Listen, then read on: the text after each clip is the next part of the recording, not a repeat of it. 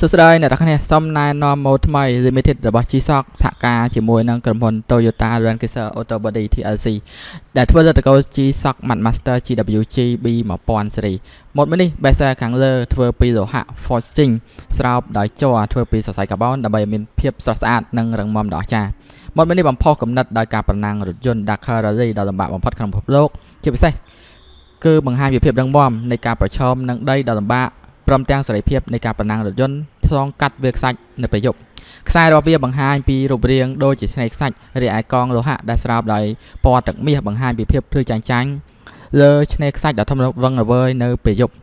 ដែលបានបំផុសគំនិតពីប្រព័ន្ធរុករករបស់រថយន្តប្រណាំងពណ៌ជាច្រើននៅលើទនិចវិនាទីនិងទនិចចង្អុលមុខនាឡិកាខាងក្នុងបន្ថែមនៅភាពរស់រវើកនៅលើមុខនាឡិកាដែលមានផ្ទៃពណ៌ខ្មៅនាឡិកានេះដំណើរការដោយថ្មសូឡាត្រូវបានបំពាក់ដោយ sensor 3 គ្រាប់ដែលធ្វើឲ្យអ្នកទទួលបានព័ត៌មានថ្មីៗអំពីទិសដៅរយៈកម្ពស់សម្ពាធបរិយាកាសនិងសីតុណ្ហភាពអ្នកទាំងអស់គ្នាចាប់អារម្មណ៍សម្រាប់ម៉ូដមួយនេះតាក់ទងមកកាន់ ATC បានអរគុណ